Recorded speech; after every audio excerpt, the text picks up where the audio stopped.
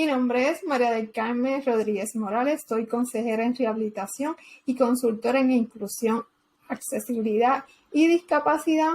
Acompaño a las empresas y a los negocios para que sepan esas estrategias necesarias y claves para ser más inclusivas a la población con discapacidad o diversidad funcional, porque la inclusión y la accesibilidad beneficia a todos.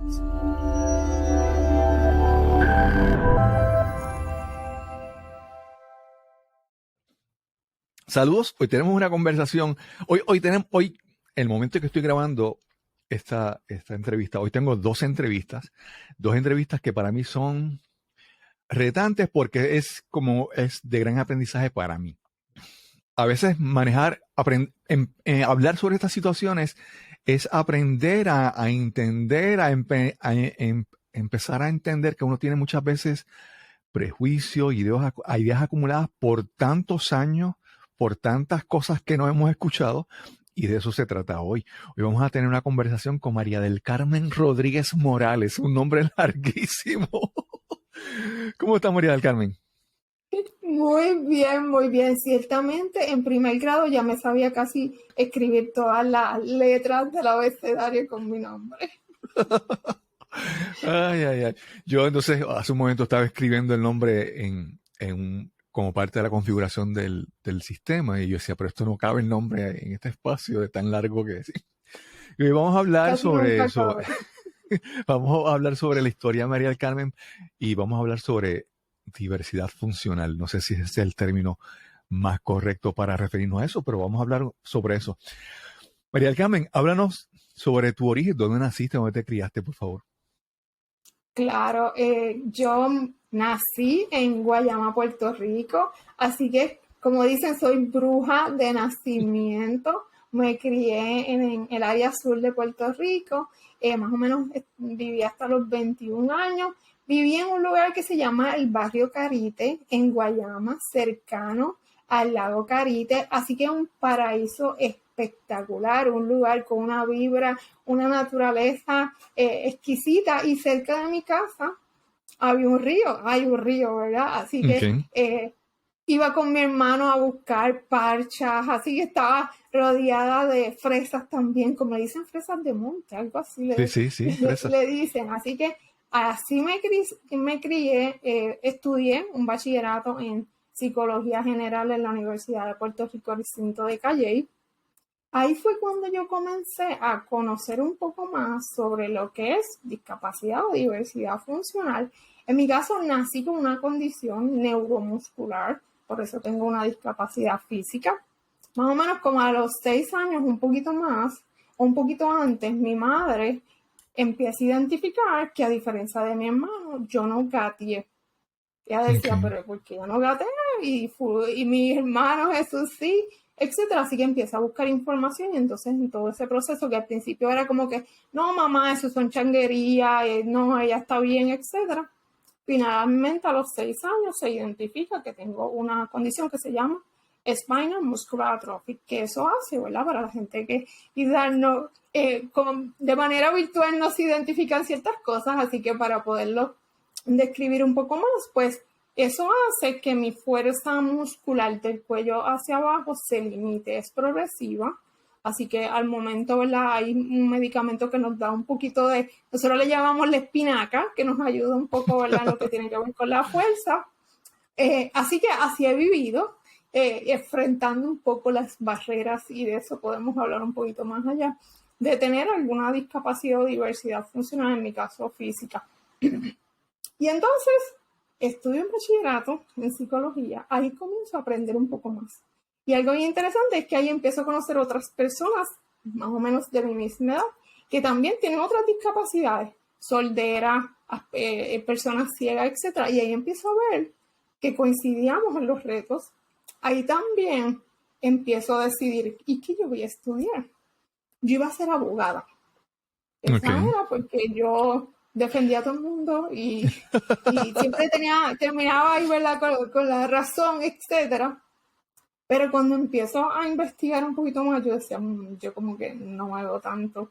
Como abogada estaba como que entre y dos, pero cuando termino, entonces estoy por terminar lo que es el bachillerato, empiezo a identificar que hay una ocupación que se llama consejería en rehabilitación, que me permitía unir la parte social e igualmente el aspecto de la discapacidad. Y entonces era en la UPR. Y yo decía, bueno, como que una institución económica, tenía también hospedaje accesible, porque yo vivía en Guayama. Después me mudó para Calle. Y de Calle a Río Piedras el viaje iba a estar un poquito fuerte. Ujú. Así que entonces en todo ese proceso también estaba un poquito entregido con lo que tiene que ver con psicología clínica, que está un poco relacionada. Así que finalmente entro a la UPR Río Piedras, fue toda una aventura, me mudé a vivir sola por primera vez. Así que imagínate, mi mamá preocupada, la nena se fue, la accesibilidad pues un reto, el que dependía también de apoyos de otras personas para hacer mis actividades del diario vivir, porque eso es parte de una de las necesidades que tengo. Y entonces termino mi maestría.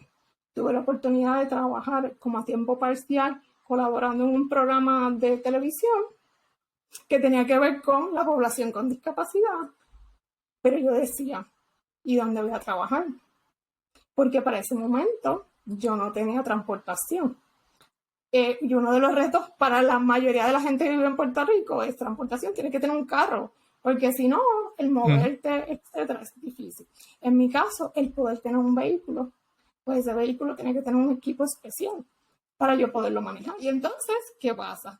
Yo decía, wow, ¿dónde voy a trabajar? Había, ¿verdad?, la situación de que cuando tienes una discapacidad, pues hay unos retos adicionales, pues quizás los estereotipos, que etcétera.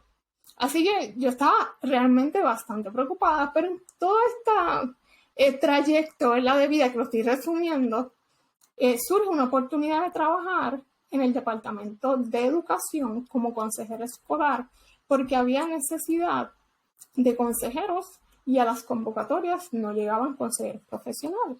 Así que voy a la convocatoria gracias a una amiga, consejera en rehabilitación también, que me buscó a mi casa, que me transfirió, ella me daba todo ese support. Y entonces vamos a la entrevista y somos seleccionadas a ambas. Así que comienzo a trabajar, más o menos fueron como 6 o 7 meses luego de haberme graduado, como consejera escolar en una escuela pública del municipio de Calle. Esa fue mi primera aventura laboral, que me encantó, la dinámica y un proceso de mucho aprendizaje para mí y también para la comunidad. La consejera en silla de ruedas. Y era un poco llegado, ¿verdad? Y la gente estaba como que, ¿what? Y en las escuelas que a veces, ¿verdad?, hay una diversidad ciertamente de todos. Y entonces luego, ¿verdad?, me despiden porque era un puesto para consejeros profesionales, es una larga historia.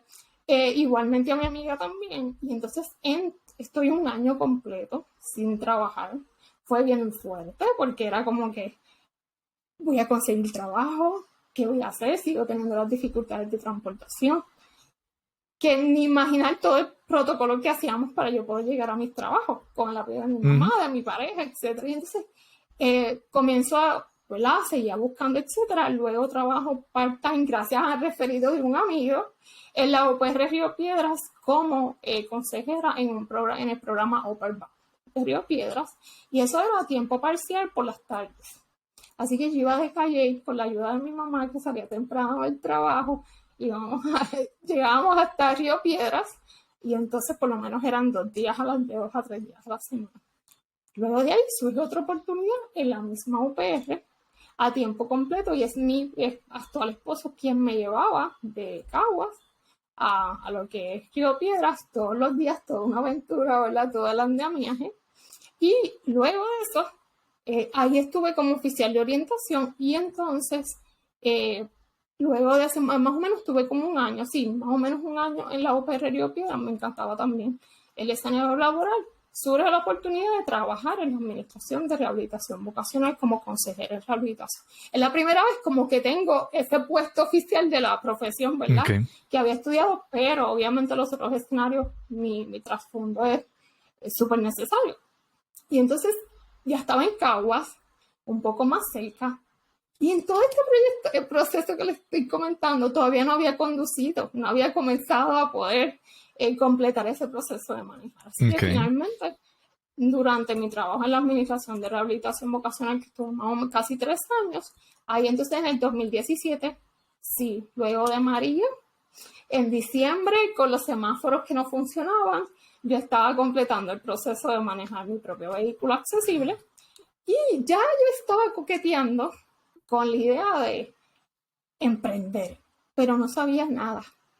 Así que empecé, ¿verdad?, a aprender porque el poder manejar me ayudaba a poder llegar a diferentes lugares, ¿verdad? Y para ese tiempo todavía no estaba tanto el elemento virtual, así que ahí es que empiezo a conocer un poco más, a entender un poco más, porque mi trasfondo es consejería y rehabilitación, súper social, nada empresarial, así que tenía que decir, bueno, ¿hacia dónde me dirijo? Me interesaban mucho las conferencias, las orientaciones, ya yo las hacía, orientaciones individuales, yo también a nivel de voluntariado, así que estaba por esa área. Así que en síntesis, ¿verdad? Ese es el trasfondo a cómo llego, ¿verdad?, a lo que estoy haciendo actualmente. María del Carmen, perdona que brinque, ¿verdad? Pero es que Sí. tú ahí seguiste el hilo, yo no te interrumpí, pero yo al principio me quedé con una pregunta. Tú decías que eras de Carite, de Guayama, y hablaste de ir a buscar frutas, fresas y todo eso. Entonces, quería preguntar, tu condición en el momento, en verdad, no conozco en qué tanto fue progresando cuando lo diagnostican cuando eras niña, si te podías mover, porque me dijiste que te ibas con tu hermano al monte. Entonces, ¿verdad? Quería ver cómo hubo ese progreso de que... Sí, exacto.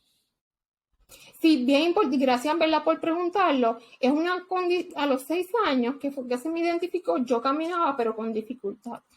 Por ejemplo, el caminar distancias largas, la parte de correr, yo nunca corría. Por ejemplo, en la escuela habían juegos de pelota, yo bateaba la bola y un compañero o compañera corría por mí. Así que era, ¿verdad?, la estrategia, porque desde siempre no pude, ¿verdad?, lo que tiene que ver con correr ni estar, como dicen por ahí, subiendo cuestas. Así que sí iba caminando. Yo caminé de manera bastante independiente hasta los 11 años. Así que Okay. principalmente ya después de los 11 años empiezo a utilizar un andador. Ya entonces más o menos a los 15 comienzo a utilizar ambos, tanto el andador como la silla de ruedas, y más o menos ya para los 18, ahí es cuando estoy, como digo yo, full time con la silla de ruedas. Así que así más o menos fue la dinámica. Sí. Mira, esta mañana, o no sé si fue ayer, me veía las noticias y veía el caso de un legislador que es ciego, que está acusado por unos actos de corrupción, ¿verdad? Entonces, Sí. como te digo, a veces pensamos, y verdad, nuevamente, esto es un aprendizaje para mí, espero que para la audiencia también. A veces pensamos que las personas con dificultades, con discapacidades, tienen como que, son estas personas como que inspiradoras y como que tienen verdad y son como virtuosas y son especiales. Los Digo, ángeles caídos del cielo. sí, y todo el mundo es especial y todo el mundo tiene la capacidad de ser Sí, virtuoso y ser bueno, sí, sí. pero son personas normales. Entonces, yo miraba esto y yo decía, oye, pero un ciego iba preso, ¿verdad? Es como que siempre, como que no vemos a las personas con discapacidades como normales. Esperamos como que, no sé, unas expectativas diferentes. Hablar un poco sobre eso. Sí, y gracias por traerlo, porque eso es un, ¿verdad?, un sesgo, ¿verdad?, un Ujú, prejuicio bien marcado. Y yo, antes de abundar un poquito, quiero explicar por qué nos ocurre. Y yo siempre ujú. hago la salvedad de cuántas veces vemos en un rol activo a la persona, a diferentes personas con diferentes tipos de discapacidades. Por otro lado está la parte de la autoidentificación. A menos que se te vea, pues la gente no lo sabe, y a veces pues mejor no lo digo porque pues que van a pensar de mí, después me van a estigmatizar, etcétera. Así que hay una cierta elemento de visibilidad. ¿Y cómo se ha visibilizado? A través de la historia a la población. Pues que están sufridos, que necesitan siempre ayuda, que son historias de superación porque han tenido las habilidades a enfrentar todos esos retos que trae su discapacidad, y entonces lo asociamos a la persona. Pero realmente cuando hablamos del concepto de discapacidad, nos referimos a esa barrera que me causa la sociedad.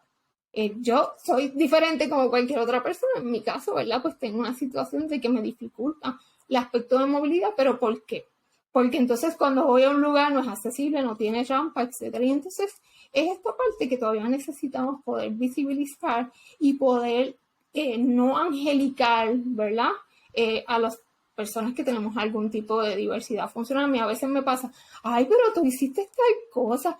Que uno de los temas que, por cierto, no lo mencioné, que yo comencé a trabajar fue el tema de sexualidad. Y cuando llegaba a dar las conferencias, y tú vas a hacer la conferencia, y yo, sí, ¿verdad? Y es como que yo digo, sí, y eso es lo importante, ¿verdad? Así que, y, ay, tú estás casada. Y es esta parte, ¿verdad? Como que de angelicarnos. Igualmente está la parte también de que a veces nos alejamos porque nos da miedo y entonces es mejor verlo desde esa perspectiva angelical como medio intocable. Y nos cuesta, y esto es, ¿verdad? Y quiero que la gente que nos escucha, que lo vea como un proceso de aprendizaje y a todos nos pasa, ¿verdad? ¿Por qué? Porque ha estado matizado por todo el trayecto. Y yo quiero que usted repase cuántas veces ves a una persona con algún tipo de discapacidad en los medios de comunicación, ¿verdad? En unos roles un poco más activos que no estén contando su historia de superación, que estén en lo cotidiano, como uno dice. Yo digo vivir la vida. Así que, ciertamente, y cuando mencionó la situación del legislador, yo tuve que hacer una publicación en mis redes sociales bastante contundente porque veía los comentarios bien como que y ciego y tal cosa, pero y entonces, pero y tiene discapacidad y robó, o sea, era como que, y yo decía, ¿pero qué tienen que ver una cosa con la otra? O sea, quien roba porque le da la gana, etcétera. Claro, claro. Y yo recuerdo que eso fue, y hasta nos afectó a la comunidad, porque era como que también, tú sabes, como que es un problema. Y ciertamente es esa parte, ¿verdad? De lo que hemos experimentado y lo que hemos vivido, pero hay que romper con eso. Sí, sí, sí. Mira, hace un momento mencionaste de que aprendiste a conducir después del huracán María. Y yo dije, wow, ¿sabes? Buen momento, porque para un conductor normal, después del huracán María, sin electricidad, sin semáforo, era horrible, ¿verdad? Sí. Mi esposa no le gustaba, prefería que yo guiara por todas las complicaciones. Y entonces, en mi mente yo dije, ¿y quién le daba clases de conducir? Oye, ¿y eso no sería una buena oportunidad para que alguien diera ese servicio de clases de conducir a ese tipo de comunidad? Y yo no sé si lo hay, pero ¿verdad? Como a veces pienso que mira, a mí me pasa que parte del proceso es primero reconocer que yo no sé. Primero reconocer que puedo tener prejuicios. Y entonces decir, ok, vamos a aprender, ¿verdad? Entonces, mucha gente... Sí, entonces, como mencionan en las redes sociales, la gente ya asume algo y empieza a hablar y empieza a decir. Y yo digo, desde el punto de vista de acá, mira, tal vez como que, bueno, empezar primero a preguntar, después como que, como te dije, yo dije, tal vez alguien puede montar una escuela de conducir especializada en eso y tal vez, ¿verdad? ¿Cómo entonces nosotros cambiamos eso para beneficio de nosotros y beneficio de la comunidad con discapacidad? Sí, y aquí quiero verla como tocar dos aspectos, responder la pregunta desde los dos aspectos. Claro. Sí, porque, ¿no? Como tú quieras. Y aquí está el aspecto de cuando no tenemos toda la información, que es algo básico. A veces asumimos y nos hacemos toda la película, pero realmente no tenemos toda la información. Y siempre algo que enfatizamos cuando hablamos de la población con discapacidad es lo que tiene que ver con lo como es razonable, ¿verdad? Que ese ajuste que se hace para que esta persona, ¿verdad?, pueda hacer algunas funciones o alguna gestión, etc. ¿Y qué pasa? Cada caso es tan diferente. Así que lo que pueda yo tener de experiencia a lo mejor pueda ser aplicable para otras personas, pero no necesariamente. Así que es súper importante preguntar, claro. No es que usted le va a hacer la pregunta del historial médico a la gente, porque a veces esto ocurre, ¿verdad? Que le hacen, sí. Es como que todo, y entonces, ¿verdad? Tenemos que tener cuidado. Igualmente, la confianza que usted pueda crear con esa persona. A mí a veces la gente me pasa por el lado y me pregunta, ¿y por qué tú estás en silla de ruedas? No me ha saludado, no me ha dicho buenos días. Sí, así pasa. Sí. Esa no es una pregunta, no, como yo digo, que regularmente le vas a hacer a una persona. Así que claro, es importante preguntar porque hay una gran diversidad y hay muchos debates. Ahora mismo, no sé si me escuchan, utilizo discapacidad y diversidad funcional.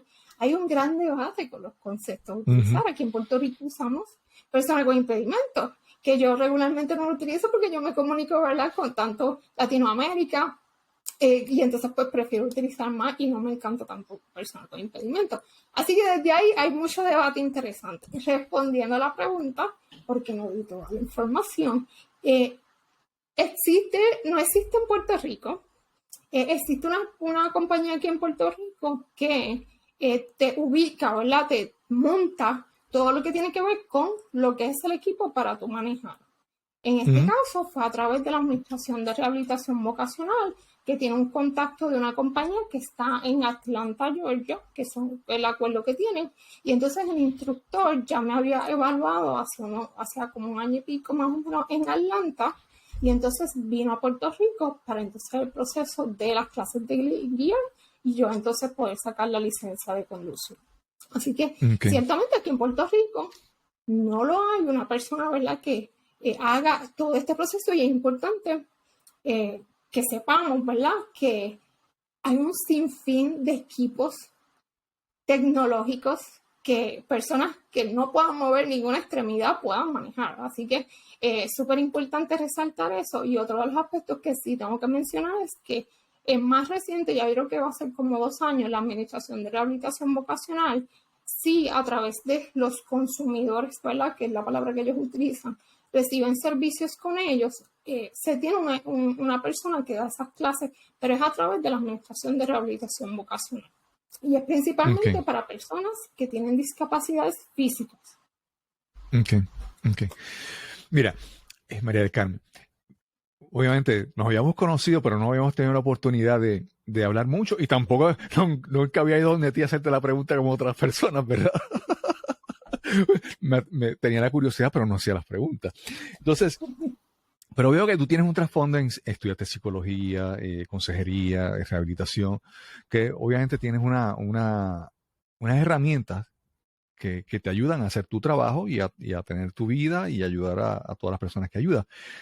Y antes de comenzar te hablaba de un caso de un amigo que obviamente en tu caso tú naciste con una condición y ha habido una progresión y hay unos cambios, pero en el caso de mi amigo que tenía una vida normal y de repente un accidente o incidente le cambió la vida, el periodo de ajuste es más, vamos a decir, repentino, ¿verdad? Sí. No planificas nada, es como que de repente tienes que ajustarte. Y entonces hay una forma ahí uno puede comparar la vida antes o después, ¿verdad? En ese aspecto, como tú, ¿verdad? Si has tenido experiencia trabajando con estas personas que tienen este tipo de condición, que es obviamente, es como haces, como tienes una nueva vida normal con tus problemas, con tus dificultades, pero también tu aspecto mental de, ¿verdad? Me parece que posiblemente es la parte más difícil, ajustar la mente a la nueva vida. ¿Qué nos puedes decir sobre eso? Sí, y eso es un tema bien, bien importante, que es lo que le llaman en la psicología y en la consejería, el ajuste a la discapacidad. Y lo experimenta el que, como esta servidora que nazco, ¿verdad? Tengo un nazco con ella, ¿verdad? Y la persona que lo adquiera. Entonces, lo podemos asociar con lo que tiene que ver con las etapas del duelo, ¿verdad? Así que, porque sé que las etapas del duelo tienden a conocerse más, ¿verdad?, que lo que es la discapacidad. Y es un proceso bien, bien retante. Se ha identificado que es mayor, ¿verdad?, más retante para las personas que tienen, como quien dice, una vida normal, y hago entre comillas, ¿verdad?, pero que no tenían esa situación que de la noche a la mañana toca a su puerta. Así que es un proceso que... Y aprovecho este espacio de cuántas veces se le da un apoyo psicológico o de consejería a una persona, ya sea que nació o ya sea que adquiere una discapacidad. Hay una limitación en ese proceso. Lo que se hace casi siempre aquí en Puerto Rico, pues hay asociaciones que dan ese apoyo, ¿verdad?, de par en par, de que ya yo pasé por la situación, así que en eventos, en lo que son grupos de apoyo, se da unos apoyos, valga la redundancia, pero también tenemos el reto aquí en Puerto Rico de la escasez de servicios a la población adulta, y en muchas ocasiones las múltiples gestiones que tienes que hacer para poder tener una terapia, para poder tener un apoyo, para poder ser más independiente. Y eso le añade una serie de situaciones emocionales que complica, ¿verdad?, lo que es el manejar un tipo de discapacidad. Pero ciertamente yo siempre hago la salvedad. En mi caso yo no pasé, ¿verdad?, por un psicólogo, etcétera, pero sí experimenté todas las etapas. En mi adolescencia era que yo no quería salir de mi casa porque yo era la nena diferente, era como que ay, ¿por qué yo? Y toda esta situación, ¿verdad?, que no es fácil. Imagínense en el caso de una persona que adquiere, ¿verdad?, una discapacidad y tiene que entonces ajustarse al mundo que, como dicen a muchos, está discapacitado porque nos limita a nosotros el poder llegar a un lugar. El ajuste también a veces es el trabajo. Por eso yo hago énfasis a las empresas, ¿verdad? No es solo el que te llegue un candidato que tiene algún tipo de discapacidad, sino que alguno de tus empleados puede tener alguna situación y adquirir ya sea una discapacidad o ya sea una condición que le implique una discapacidad. Así que ciertamente es un reto y es importante que nosotros que no tengamos algún tipo de discapacidad o que seamos parte de ese núcleo, seamos apoyo, porque a veces como que podemos estar en negación, no querer salir, poder también estar como pensando en que no, esto, yo me voy a recuperar, esto está súper perfecto y toda esa parte demasiado ideal, pero que realmente el pronóstico no es tan, ¿verdad?, de que hay unos cambios significativos, así que es importante ese apoyo. Mi recomendación siempre es poder visitar a algún profesional ¿verdad?, de la conducta, psicólogo, que le dé ese apoyo para manejar, porque es un cambio, ¿verdad? Y sobre todo, el cambio físico que puedes tener también, ¿verdad?, el cognitivo, pero también los retos que sigues experimentando. Quizás ya no puedes ir al lugar que siempre ibas. Y entonces se añaden cosas que se hacen más complejos. Y como también podemos ir haciendo modificaciones para poder reducir esas barreras que seguimos experimentando. Sí. Mencionamos el caso de personas que por algún incidente o algún tipo de accidente de repente cambió su vida, ¿verdad? Y pensé de repente, es que, mira, la salud mental y, digamos, buscar terapia psicológica es tan, es como, siempre es como, no sé cómo decirlo, es que la mayoría dice, no, es que el que va a un psicólogo es porque está loco. Yo no estoy loco, ¿para que yo voy a ir a un psicólogo? Entonces, sí, esa es la cultura general, es que como que no, yo no necesito eso. Entonces, si una persona que de repente antes de tener ese accidente tenía esa mentalidad, va a ser un ajuste más difícil, ¿verdad? Y también entonces las personas que están en el entorno, en la familia, el círculo de esa persona que tiene ese cambio, si tienen esa mentalidad, como dice, ese estigma de que no quiero terapia, de que no quiero ayuda, entonces yo creo que aprovecho en el momento, ¿verdad? Ya que eres, como mencionaste, has estudiado en psicología y todo eso, es como que la salud mental o la terapia psicológica no es, yo creo, cuando estamos locos, o no es cuando tenemos una tragedia, yo creo que en la manera en que la normalicemos en la vida cotidiana, es más fácil. Por ejemplo, si yo de repente tuviera un cambio en mi vida como el que mencioné, o si alguien en mi familia, ¿verdad?, tiene algo así. Si normalizamos un poco más la salud mental, podemos vivir mejor y ayudar a los demás a vivir mejor. Entonces, así ya yo te vería en un sitio público y te diría la pregunta, oye, ¿por qué estás así? ¿Verdad? ¿Cómo normalizamos la terapia psicológica y la salud mental para vivir mejor? Sí, eso es clave, es fundamental y es cuando estamos experimentando un ajuste. Por ejemplo, y comparto, tu emprender es un proceso de múltiples emociones y que a veces es una aventura y que a lo mejor tú necesitas como alguien con quien conversar. Así que un psicólogo es un recurso clave en ese proceso de ajuste a cualquier situación que tú tengas. Así como lo tenemos que ver, no es porque necesariamente tengo una situación de salud mental, sino es que si otra persona me puede escuchar, importante, porque a veces no se escuchan, pero ¿verdad? No tienen las herramientas y eso es porque la familia nos puede escuchar, nos puede dar apoyo, nos puede dar consejos, pero a veces esos consejos, ¿verdad? No son Sí, tan sí. profesionales, ¿verdad? Y entonces como que, y es ese ajuste y poder recibir ese apoyo, ¿verdad? No consejos, ¿verdad? Porque consejos hay unos Claro. secos, pero ese apoyo Ujú. para yo ajustarme a esta situación y algo bien importante, que yo le elija Okay. que yo elija buscar, ¿verdad? Ese apoyo porque yo quiero estar mejor, porque no sé quizás con quién hablarlo o hay temas también, ¿verdad? Y aquí también ocurre en ocasiones, a veces el tema de sexualidad.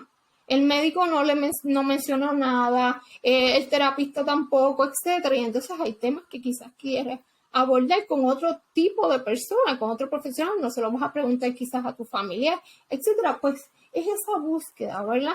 De ese recurso que me pueda proveer algún apoyo en algo que yo todavía no lo tengo muy claro y que es parte de ese ajuste más efectivo. Pero ciertamente tenemos que trabajarlo y verlo como parte de que vamos a generalista, ¿verdad?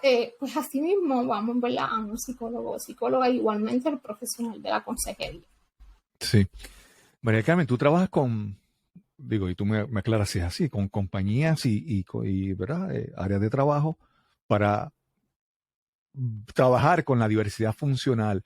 A veces, desde mi punto de vista, y ahí tú me dices si estoy mal, ¿verdad? O si lo entiendo bien. Pero a veces me da la impresión de que muchas compañías, en muchas cosas, hacen algunas cosas como por cumplir como con una cuota o cumplir con una lista. Y es como que, ah, checo, o sea, marqué esto, ya tengo un trabajador con diversidad funcional, lo marqué, y es como que cumplí con las cuotas, y a veces no, yo veo que como que no es genuino o no están metidos de lleno en lo que quieren hacer, sino lo hacen como que por cumplir con algo.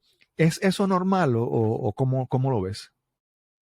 Pues veo ambas cosas, ¿verdad? Hay una parte, y aquí quiero entrar en hacer mucho énfasis, porque en muchas ocasiones se va como que, ay, sí, voy a contratar a alguien que tenga algún tipo de discapacidad. La realidad es que no Mm. se supone que se identifique en el proceso, ¿verdad? Claro, hay unas Ujú. entidades que ya tienen unos candidatos que sí, ¿verdad? Están identificados que tienen una discapacidad, pero esa parte de cuota en ninguna legislación, ¿verdad? De lo que tiene que ver con Puerto Rico y Estados Unidos, sé que en otros países si se hace, no se promueve porque no es Ujú. cantidad, ¿verdad? Aquí no es que usted haga un check de que cumplí, etcétera.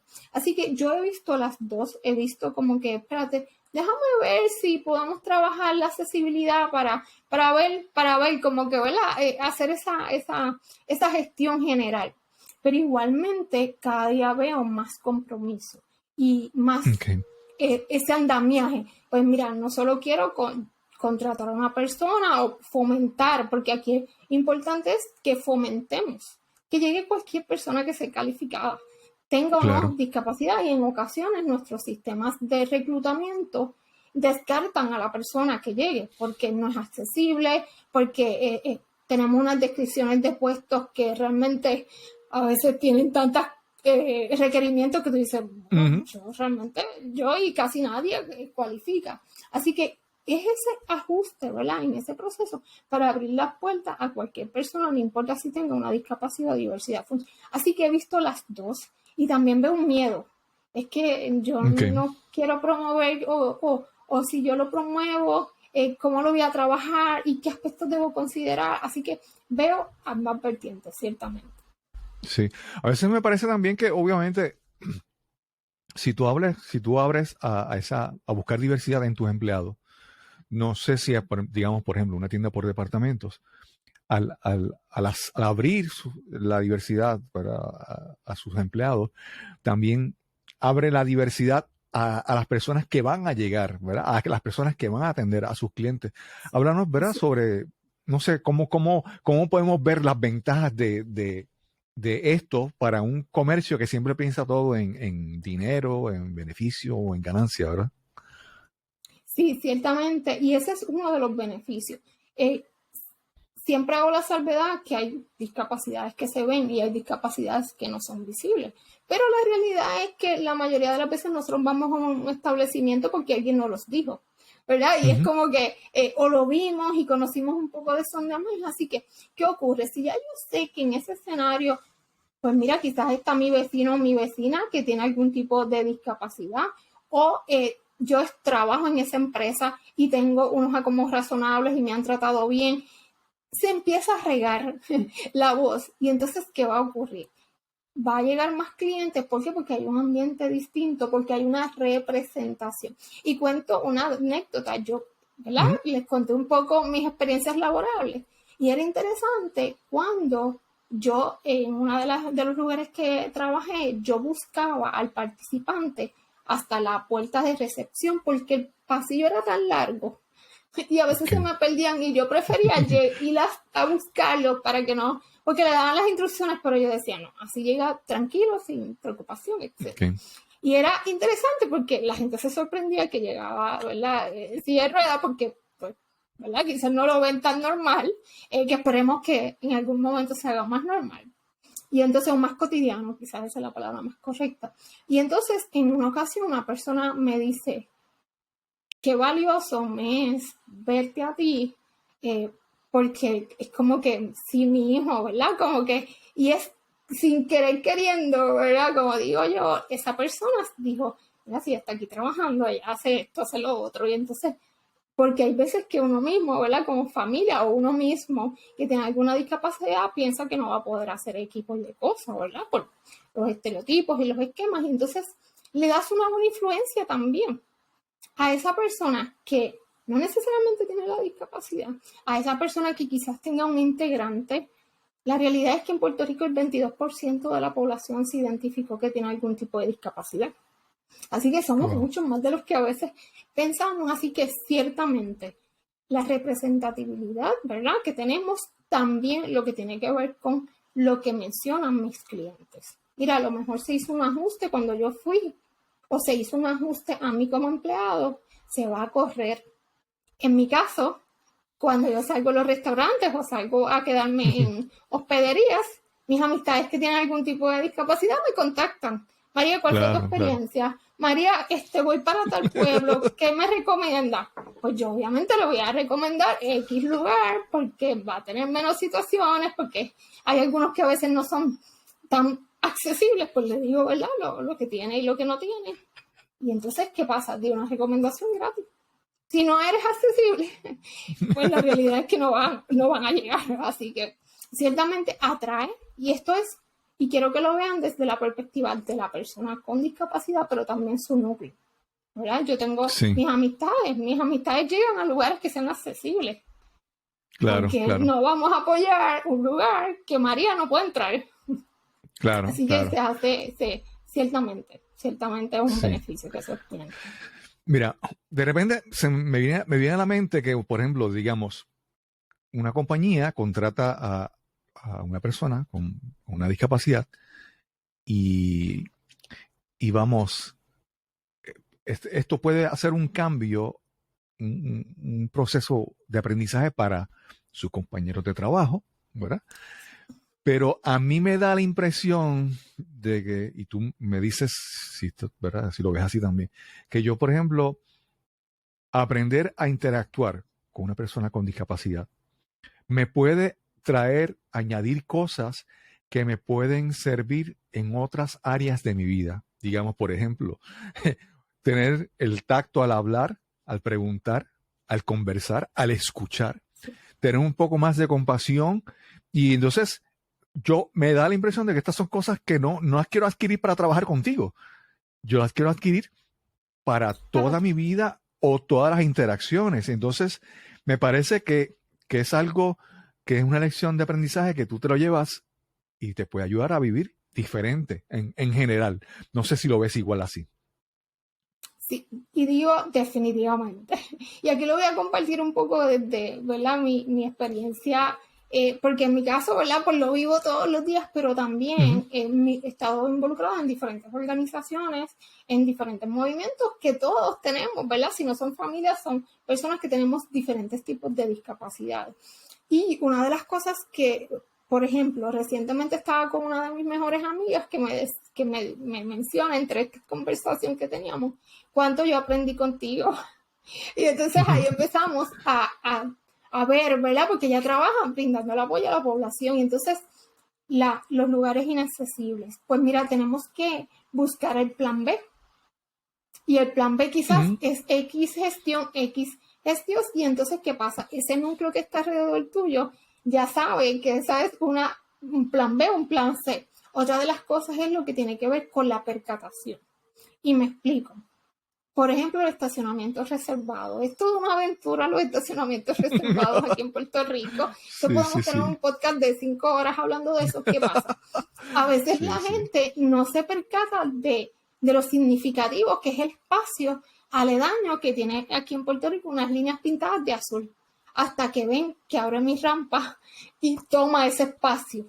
Y entonces esa interacción que he tenido con compañeros, el aspecto de la silla de ruedas. La silla de ruedas tiene unas particularidades sumamente caras, no todo el mundo, cualquier técnico no te la puede trabajar, y me acuerdo de uno de mis trabajos que se me dañó la silla, la goma se me salió. Así que mis compañeros ya sabían la estrategia de cómo resolver mi situación con la goma en lo que llegaba el técnico. Así que también el aspecto de, mira, vi que esta rampa, yo le llamo rampa suicida, que son las rampas bien inclinadas. Sí, entonces, eso te iba a decir. A veces, pues, sí. Y entonces, ¿qué pasa? Pues las personas que me pueden acompañar, pues, se pueden percatar. Esas rampas media peligrosas, así que hay que bajarla con cuidado. Así que es esa parte de percatarte de cosas que quizás no te habías percatado y que ciertamente lo puedes aplicar. También está la parte de cómo nos comunicamos. A veces hablamos con conceptos muy complejos y qué bueno es, ¿verdad?, poderlo simplificar. Lo que tiene que ver con el valor de los letreros, de la identificación. Hay veces que pues uno sigue buscando y gestionando, pero en el caso de una persona quizás ciega no identifica a quién preguntarle.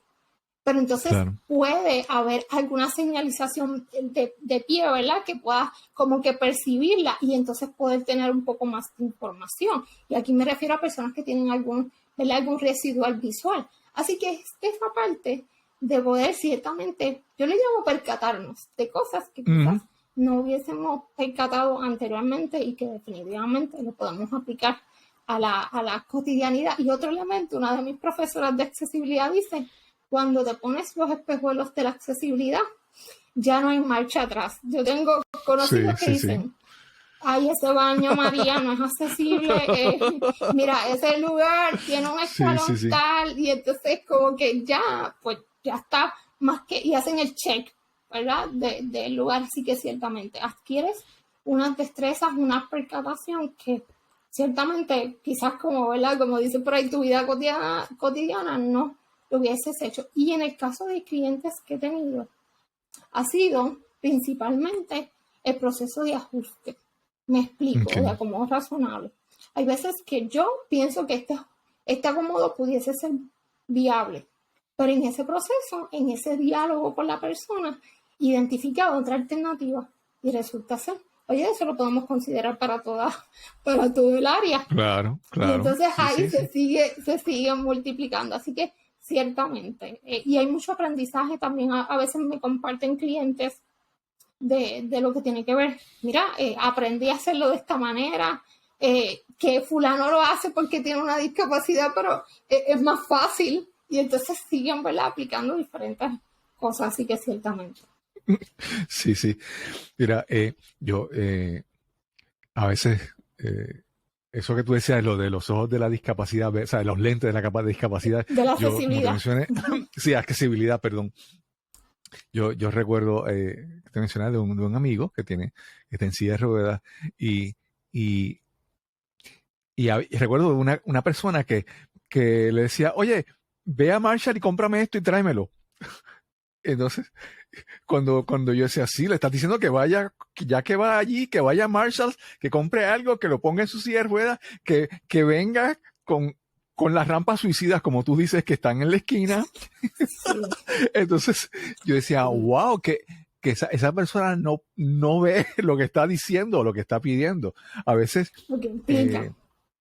sí, requiere como que un cambio de, no es como que, como te diría, no es tú, vamos a ayudar a esta persona, pero requiere cambiar un poco tu forma de ver las cosas, ¿verdad? Si tú quieres Sí, que una y persona tenga una vida normal, entiende lo que sería normal para esa persona, ¿no? No es sí, decirle así, ujú, adelante. sí, y en eso que mencionas, una recomendación es, tú podías decir, preguntar.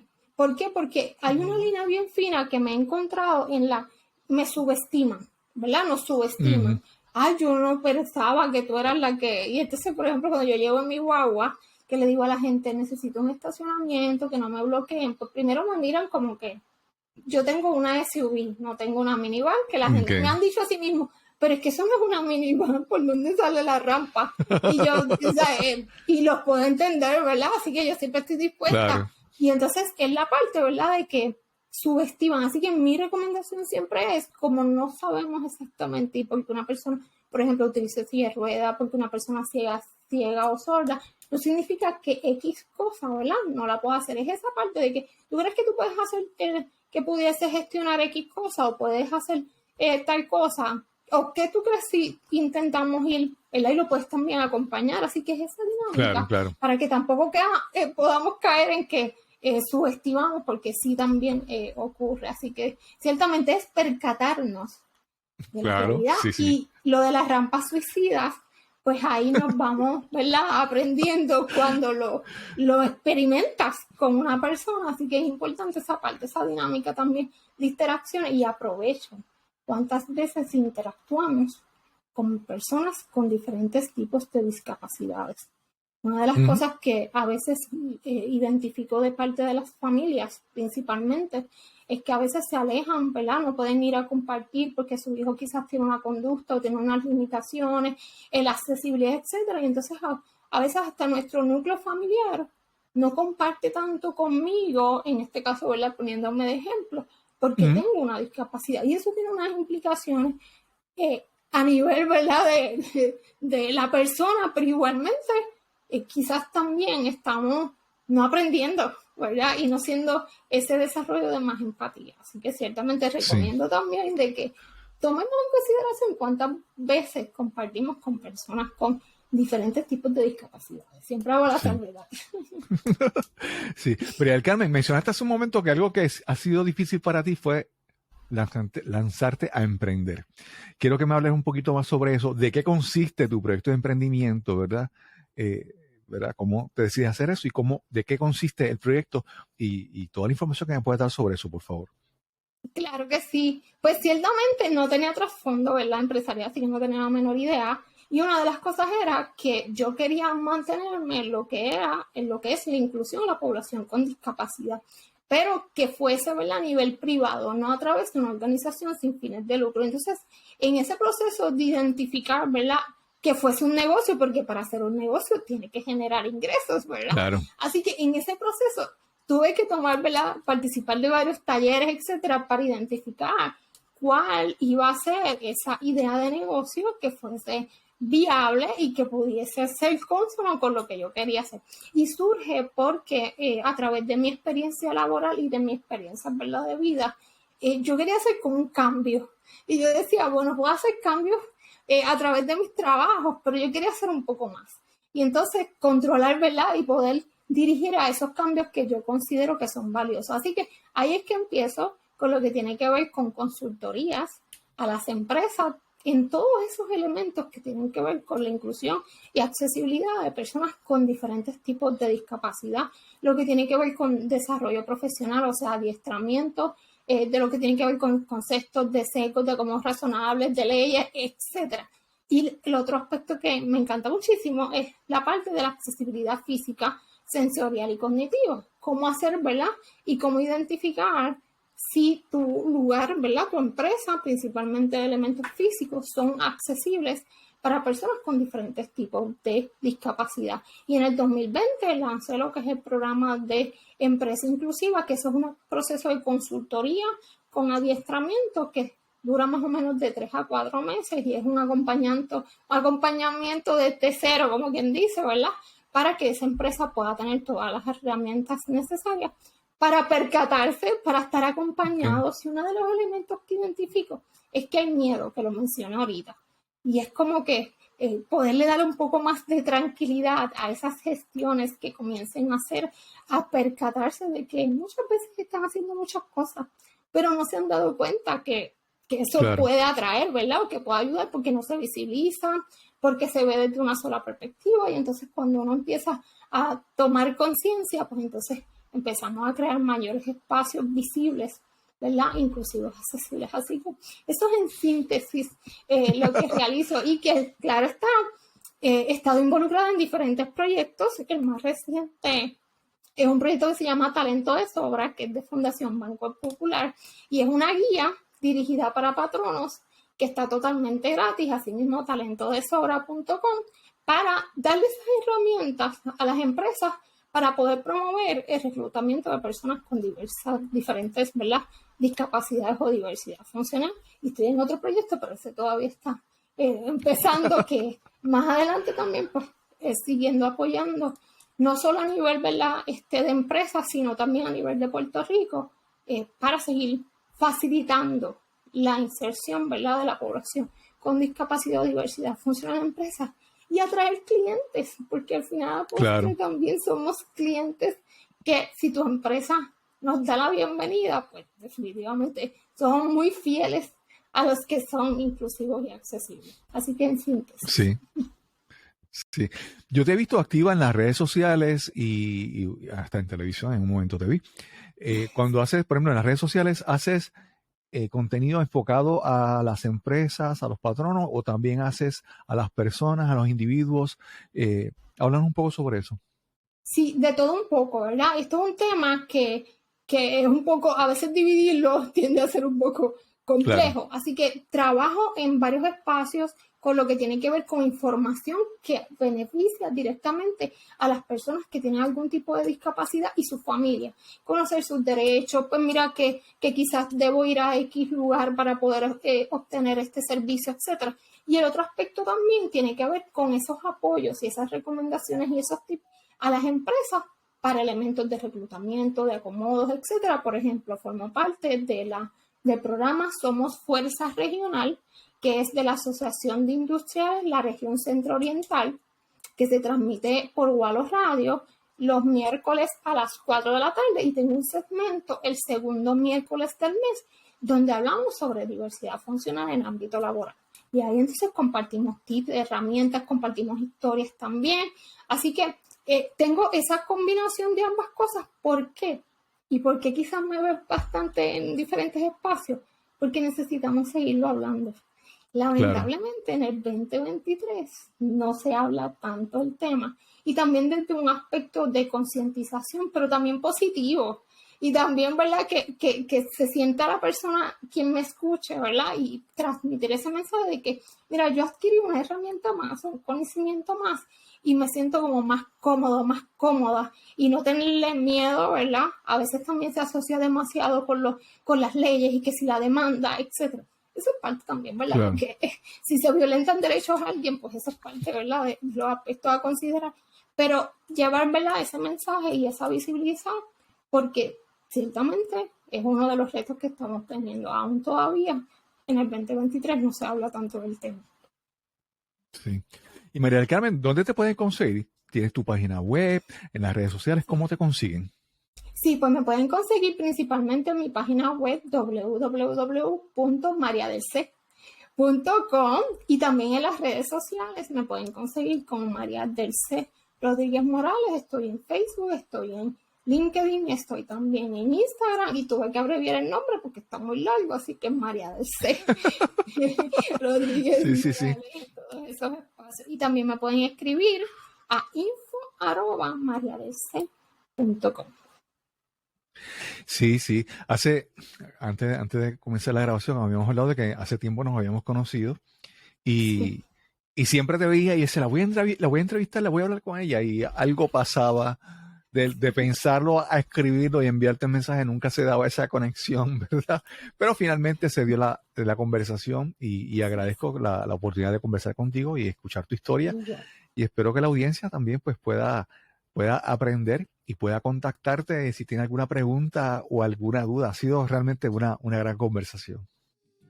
Sí, para mí un placer, ¿verdad? Y siempre hago la salvedad, la inclusión y la accesibilidad nos beneficia a todos, así que vamos a verlo desde esa perspectiva y seguimos reaprendiendo y seguimos también fortaleciendo esa empatía que tan necesaria es para la salud mental de todos nosotros. Sí, a veces podemos pensar que no queremos cometer un error o que tenemos dudas en hacer algo. Y mira, y hay veces que pues hay que preguntar y hay que aprender y hay que estar bien claro en que trato de hacer algo, pero trato de estar bien claro con mis intenciones, ¿verdad? De que yo quiero ayudar. Y a veces pues uno no lo hago mejor, pero aprendo, pregunto, ¿verdad? Y de eso se trata, hacer esa pregunta, y porque esto va constantemente cambiando, ¿verdad?